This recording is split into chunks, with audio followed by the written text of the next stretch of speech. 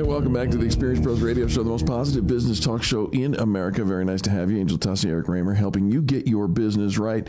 You know, one of the things we talk about a lot here on the program is the role, and I think our endorsement of the role of a solid mentor and what it can do for the recipient, the mentee, if you will. Absolutely. Mentorship in business is key, and especially for women. According to our next guest, they say women have come a long way over the last 50 years when it comes to equality in the workplace. But here's something that's interesting. A recent study conducted by McKinsey & Company, they surveyed 118 companies and nearly 30,000 employees, and they discovered that men and women were entering the workforce on almost an equal footing, with 45% of entry-level jobs being filled by women. And yet, despite the starting line seemingly close, by the time women reach the vice president level in these corporations, participation decreased to 27% and drops again to only 17% of women reaching the C-suite level. Wow. Right? And so this is where the support and mentorship really comes into play. Our guest is Lauren Davenport. She's an expert in developing digital marketing and technology solutions.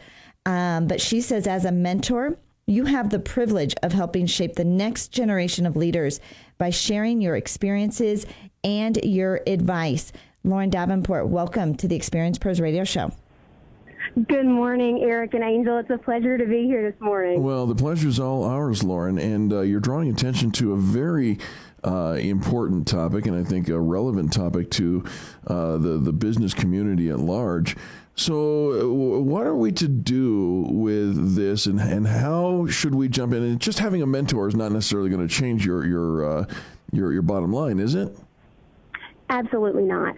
If you don't have a mentality for openness and learning, the greatest mentor in the world can't help you. Well said. So starting with that is key. But then finding a mentor in multiple different arenas. I think everybody should have multiple mentors to help you really grow, because there are so many facets of becoming a successful business person or businesswoman, no matter if you are in the corporate world or in the entrepreneur world.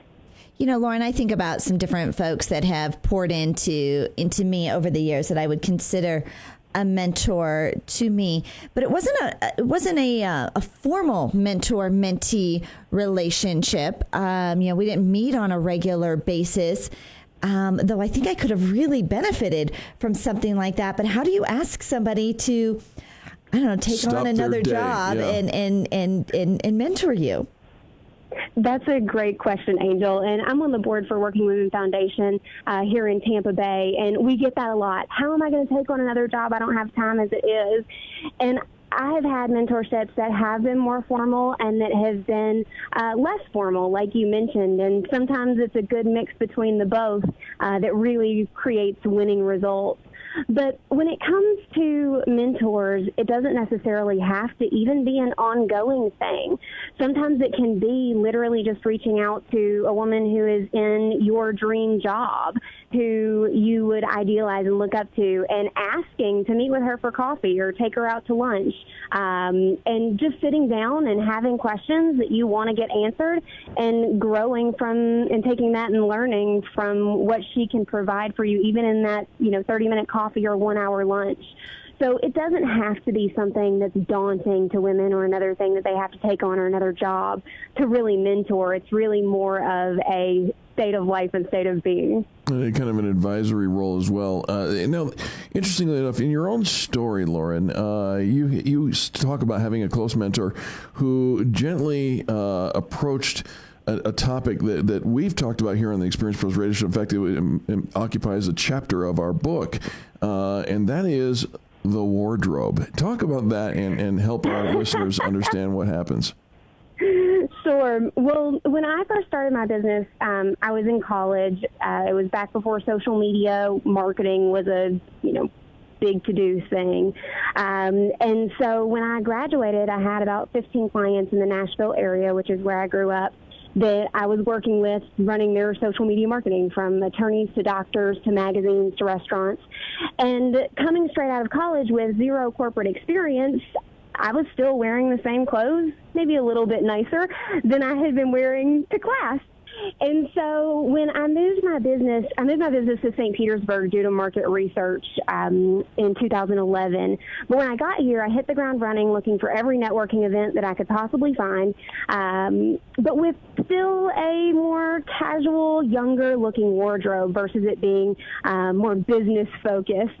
And I had a mentor in that group, or in a group that I was networking with, who gently brought me aside about 6 months after I had joined the group and let me know, it wasn't that my skirts were too short, but that I would get a lot more respect with people who were a couple generations above me if I would dress a little more professional. So I did. I went out and I got jackets and long pants and figured out, what that look was going to mean for me and how I could still make it fun and energetic.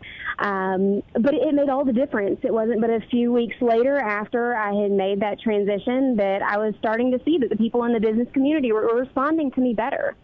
And it's amazing when, I remember when we kind of changed our wardrobe for that same reason, to be taken professionally, be taken seriously.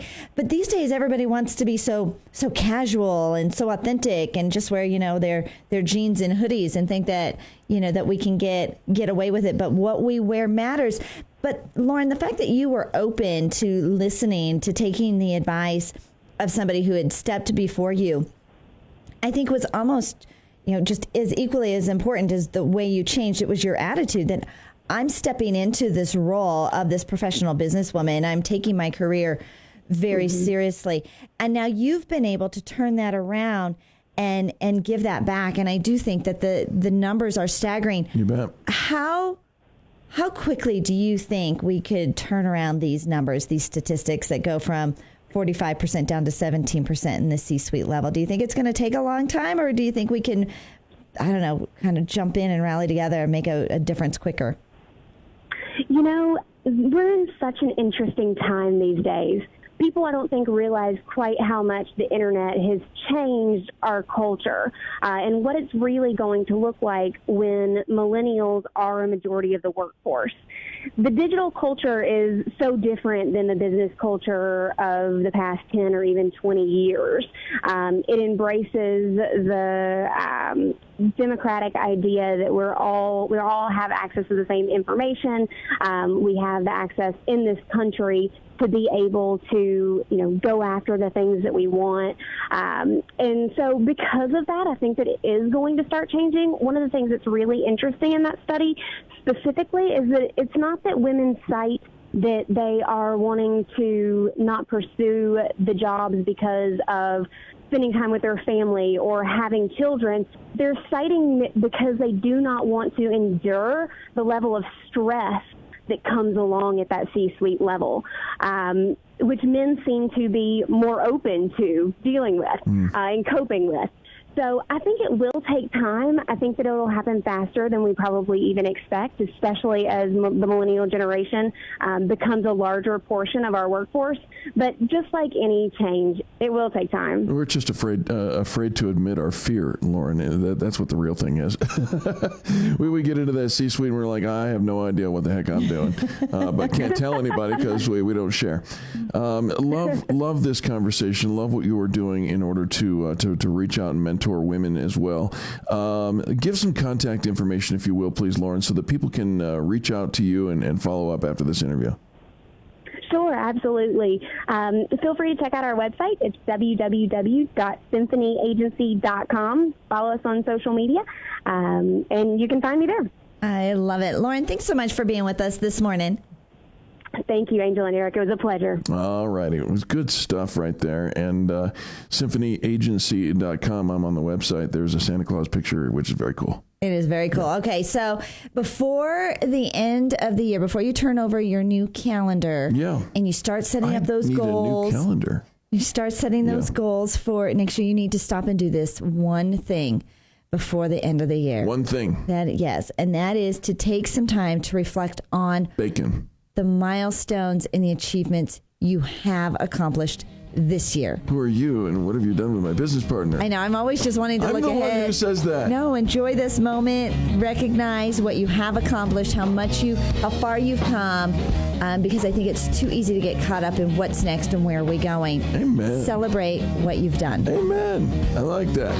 All right, gang, we're going to celebrate for the next 5 minutes as we do business with the people who do business with the pros. We expect you to do the same thing. Back after this. The Experience Pros, revolutionizing the way people treat people in business.